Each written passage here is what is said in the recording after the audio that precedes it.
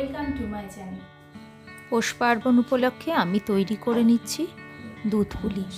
দুধ পুলিটা এই সময় প্রত্যেকেই খেতে ভীষণই ভালোবাসো, আর খুব সুন্দর নরম তুলতুলে দুধ পুলি কীভাবে তৈরি করা যায় সেটা এই ভিডিওতে আমি তোমাদের শেয়ার করব। চলো বানিয়ে ফেলা যাক দুধ পুলি। নরম তুলতুলে পুলিগুলো বানানোর জন্য আমাকে প্রথমে একটা চালের গুঁড়ো দিয়ে ডো বানিয়ে নিতে হবে।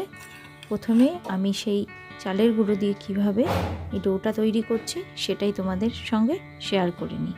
প্রথমে আমি একটা বাসনে জল গরম বসিয়ে দিয়েছি। জলটা আমি ফুটিয়ে নেব। এতে আমি খুব সামান্য একটু লবণ দেব আর দিয়ে দেব 1 টেবিল চামচ মতো রিফাইন্ড অয়েল।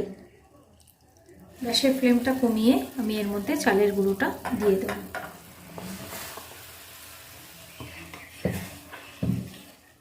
এটার মধ্যে আমি আরও খানিকটা চালের গুঁড়ো ব্যবহার করব।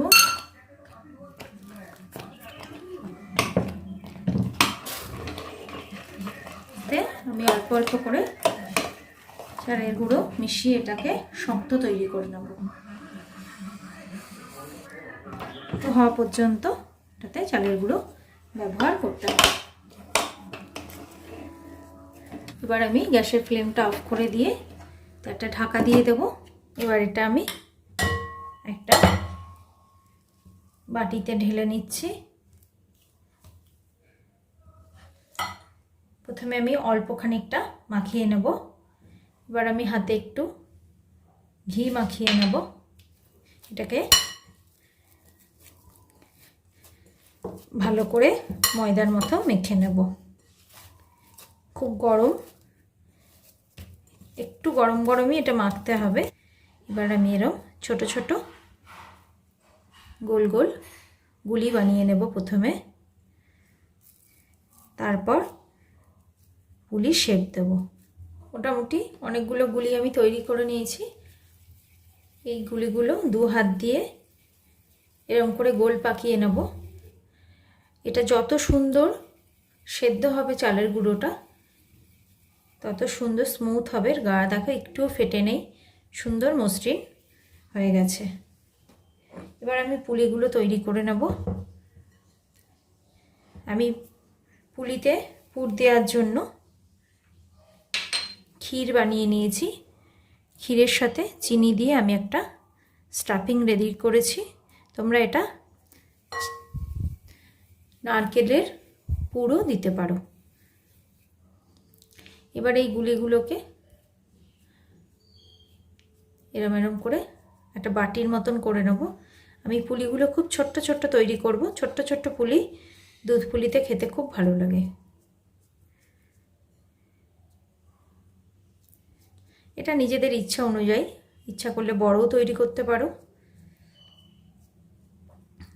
পুলির মধ্যে অল্প একটু পুর ভরবো। পুরটাও খুব অল্প করে দিতে হবে।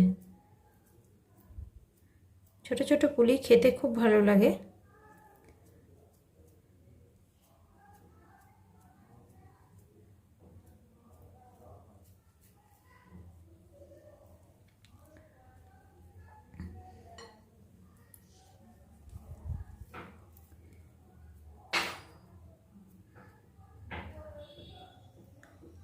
দেখো এরমভাবে আমি পুলিগুলো তৈরি করে নেব।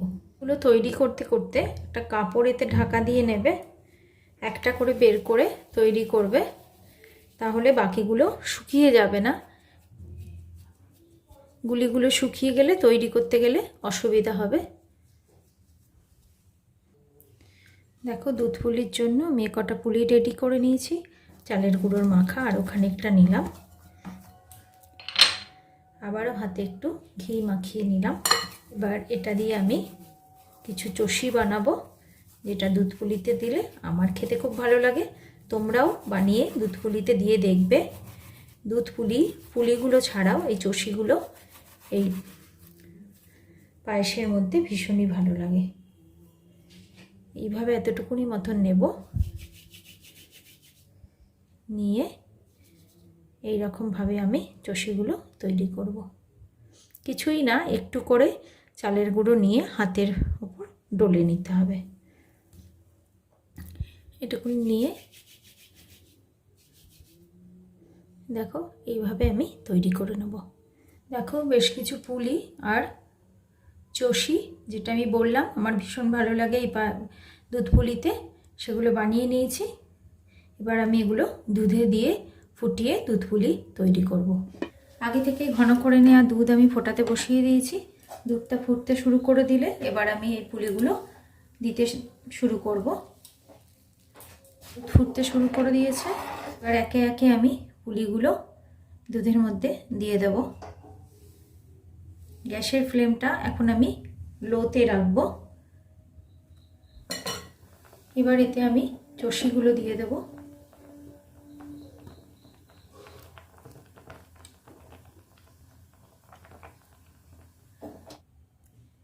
চষি আর দুধ পুলিগুলো সেদ্ধ হয়ে গেছে, সেজন্য এগুলো উপর দিকে ভেসে এসছে।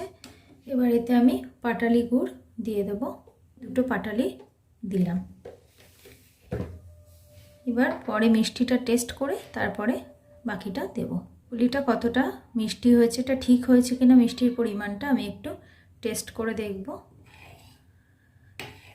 একটু সামান্য মিষ্টি কম আছে, যদিও মিষ্টিটা যার যার পছন্দ অনুযায়ী ব্যবহার করবে। আর এতটুকু মতো গুড় আমি দিলাম। নতুন গুড়ের সুন্দর গন্ধ, দুধ পুলি একদম জমে যাবে। দুধ পুলি একটু ঠান্ডা হলে খেতে বেশি ভালো লাগে। দুধ পুলি রেডি হয়ে গেছে, এবার আমি গ্যাসের ফ্লেমটা অফ করে দেব। ঠান্ডা হওয়ার পর আমি এটা সার্ভ করব। দুধ পুলি বানানোর এই রেসিপিটা তোমাদের যদি ভালো লাগে, পৌষ পার্বণের দিন অবশ্যই তোমরা এটা বানিয়ে খেও। ভালো লাগলে আমাকে সেটা কমেন্ট বক্সে জানিও। আমার চ্যানেলটা ভালো লাগলে লাইক, শেয়ার, সাবস্ক্রাইব করে নিও। বেল আইকনটা অবশ্যই প্রেস করো নতুন ভিডিওর নোটিফিকেশন পাওয়ার জন্য। Thank you friends.